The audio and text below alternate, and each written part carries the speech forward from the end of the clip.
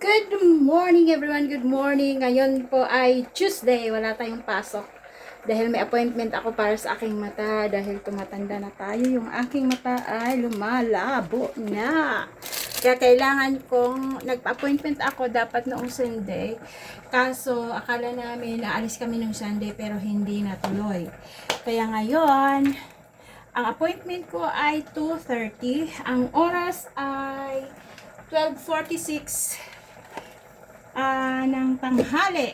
And then, ginagawa ko while si David doon nagkakalikot ng kanyang van. Andun siya sa labas. Gumagawa din siya ng kanyang video para ina-upload doon sa Pepper Peanut and Friends na YouTube. Kasi doon ko lang, sabi ko doon mo na lang para doon lahat yung compilation ng kanyang pag DIY from transit van to camper van. So ngayon ang ginagawa natin dahil may appointment ako, 2:30 pa naman, mag-alauna pa lang naman. Ako ay nagluluto ng aming, pwede na rin itong tanghalian at saka para mamayang gabi. Dahil after kong ng appointment, hindi na ako magtatanghalian dito sa bahay kasi parang busog pa ako, kakain-kain ko lang ng ng almusal.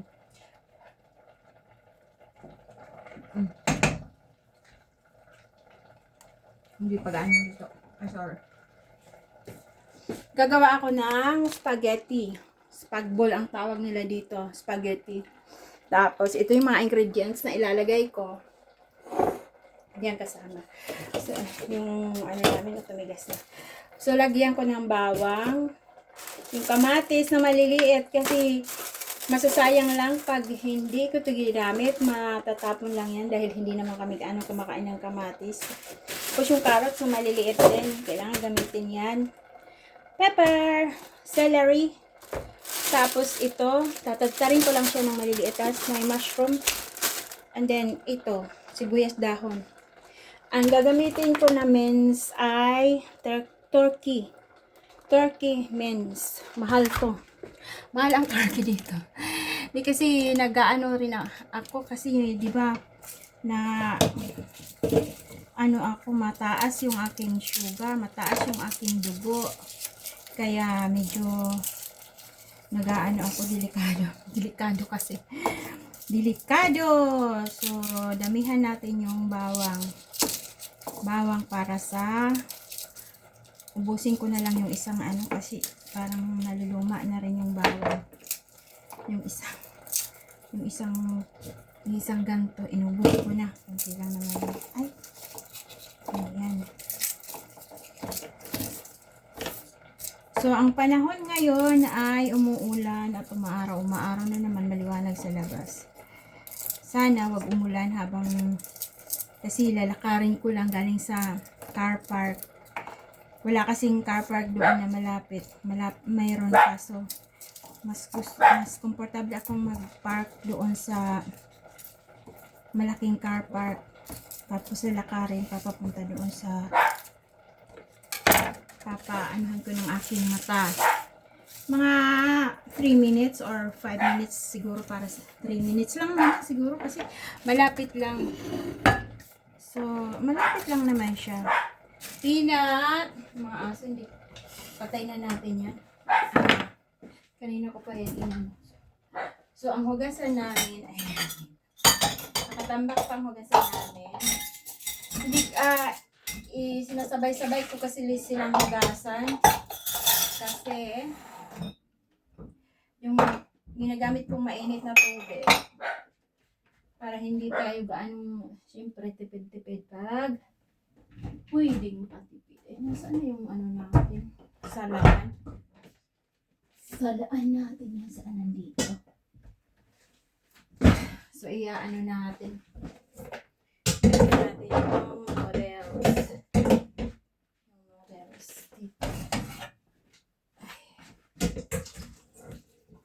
I-rinse natin yung malamig na tubig para hindi siya lumambot. Diba ganun yun? Malamig. I-rinse natin.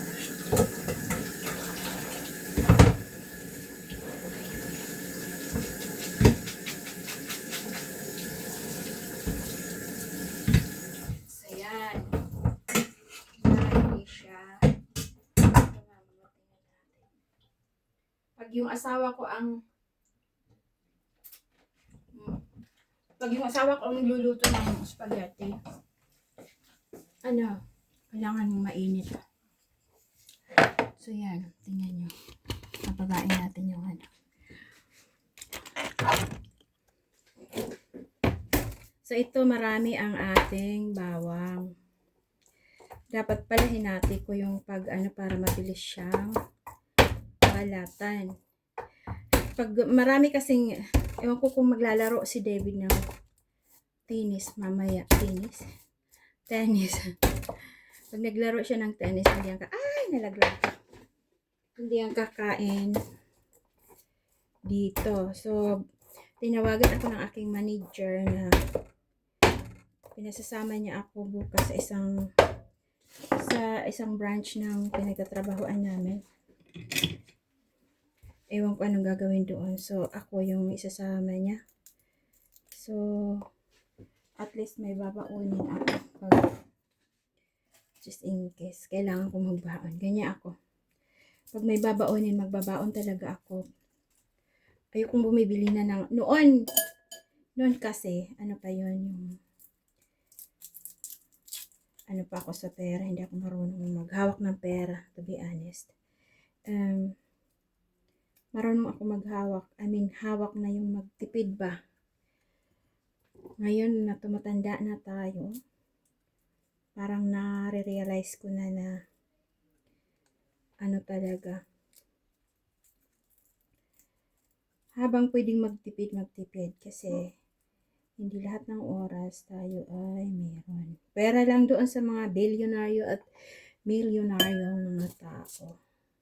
Sila noon, nagpo-problema na sila kung paano nila gagastusin yung pera nila. Pero ako, nagpo-problema ako kung saan ako kukuha ng gagastusin. Ayan. Pero habang may trabaho, ganun ako. Kasi mahirap yung umaasa sa asawa. Kailangan meron tayong sariling pera. Ganyan.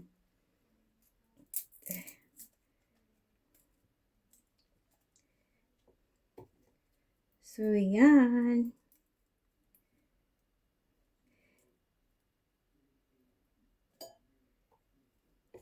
Ang pera ko ay pera ko. Pera ng asawa ko ay pera namin dalawa. So, gano'n. Di yan siya nakikialam sa aking sahod.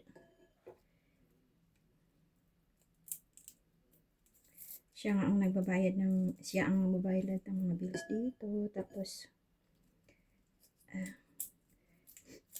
yung phone ko, siya ang magbayad ng bills. Akin lang yung gasolina ng aking sasakyan, which is minsan yung pag ginagasolinahan ko yan ng full tank, inaabot ng 2 months kasi yung ginagamit ko lang siya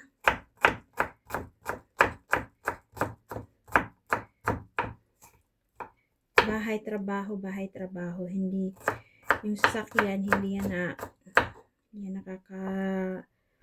ng malayo. Magmula nung ako na ang gumamit niya. Kasi yun ang ginagamit ni David pag driving license. Diba? How many times ko na binanggit na dyan ako pumasa. Yan ang ginamit kong sasakyan nung nagda-driving lesson pa ako. Kasi dito na ako nag-drive sa UK.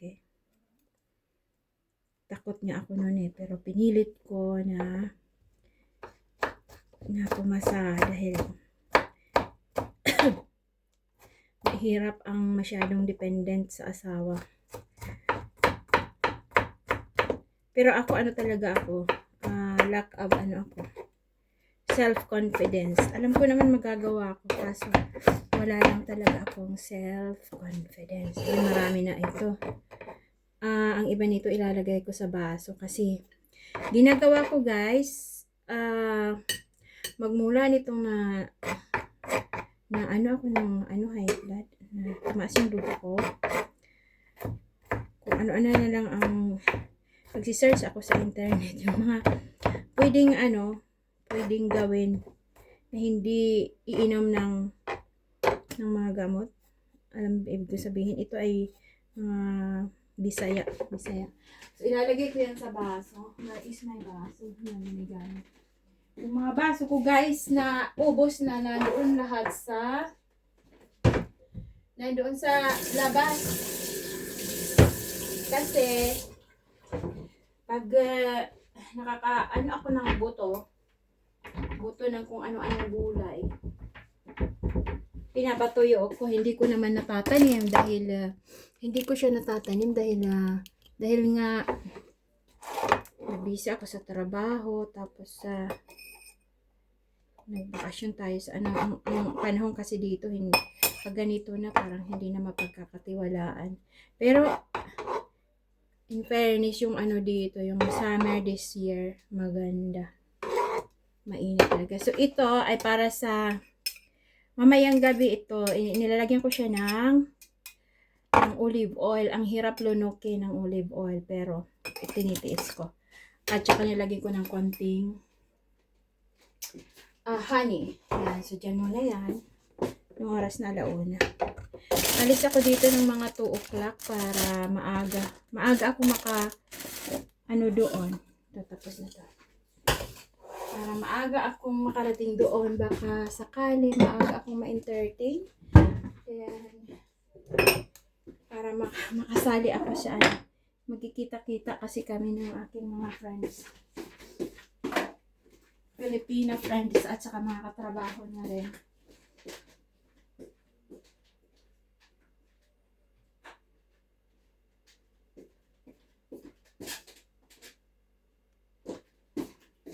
Mga katrabaho ko na rin. So, it's every parang nakakasanayan na every Tuesday ay McDonald's or KFC or ano yung tambal? KFC or ano pa ba yung isa? Ano nga ba yung isa? Burger King. Yan. Nagkaroon na ako tuloy ng mga app ng Burger King at saka McDonald's. Yung mga points ko, nagamit ko na. So, yan. I-ano natin to, i-timelapse para, i-end ko muna to, and then ita-timelapse ko.